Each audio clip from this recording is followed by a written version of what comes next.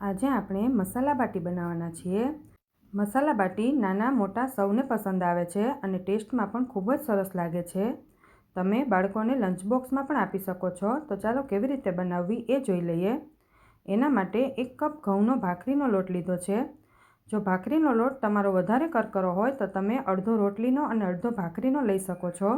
પછી તેમાં મીઠું સ્વાદ પ્રમાણે, અજમો આપણે સારી રીતે મસળીને એડ કરી દઈએ, થોડું જીરું એડ કરી દઈએ અને 1.5 ટીસ્પૂન જેટલું તેલ એડ કરી દેવાનું છે। હવે આપણે તેને સારી રીતે મિક્સ કરી લઈએ। આ રીતે મસળીએ એટલે તેલ આપણું એકદમ સરસ લોટમાં મિક્સ થઈ જશે। પછી તેમાં જરૂર પ્રમાણે પાણી એડ કરતું જવાનું છે અને સોફ્ટ લોટ બાંધવાનો છે। એકદમ કડક લોટ નથી બાંધવાનો। કડક લોટ બાંધીશું તો બાટી આપણી ફાટી જશે અને એકદમ ઢીલો પણ લોટ નથી બાંધવાનો। મીડિયમ સોફ્ટ લોટ બાંધીને આપણે તેને ઢાંકીને 5 મિનિટ મૂકી દઈએ।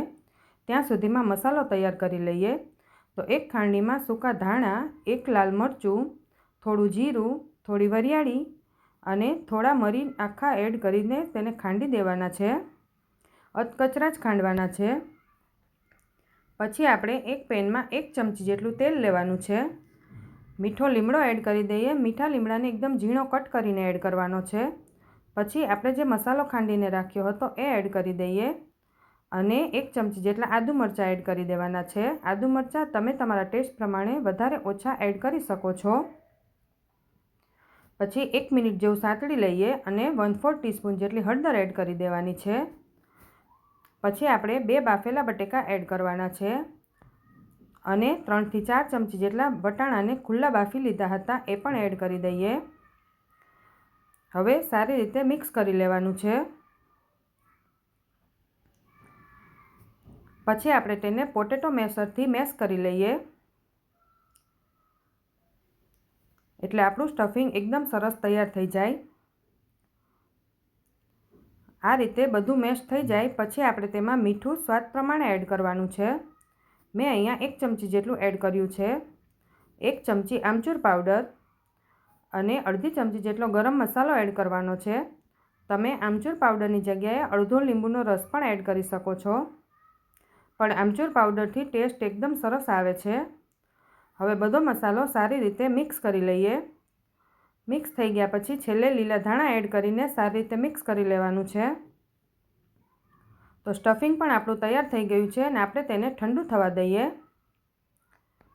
પછી આપણે જે લોટ હતો તેને સારી રીતે મસળીને એક લુઓ હાથમાં લઈ લઈએ।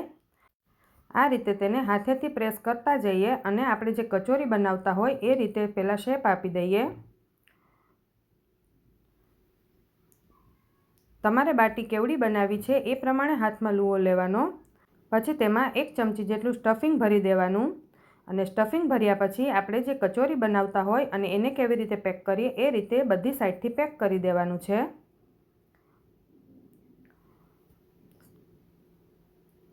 આપણે આ બાટીને તળવાના નથી, તમે તળીને પણ કરી શકો છો। આ રીતે બધી બાટીઓને તૈયાર કરી લઈએ અને આપણે તેને અપ્પે પેનમાં શેકવાના છીએ। પેનમાં આપણે 1 ચમચી જેટલું તેલ એડ કરી દેવાનું છે એટલે આપણી બાટી 1 ચમચી તેલમાં તૈયાર થઈ જશે। એટલે ઓછા તેલમાં તૈયાર થાય એટલે ખૂબ જ ટેસ્ટી બને છે અને હેલ્ધી પણ બને છે। હવે આપણે તેને ઢાંકીને 2 થી 3 મિનિટ માટે એકદમ સ્લો ફ્લેમ પર ચડવા દેવાની છે। 2 થી 3 મિનિટ પછી આપણે તેને ઉલટ-પુલટ કરીને ગોલ્ડન બ્રાઉન જેવી શેકી લેવાની છે।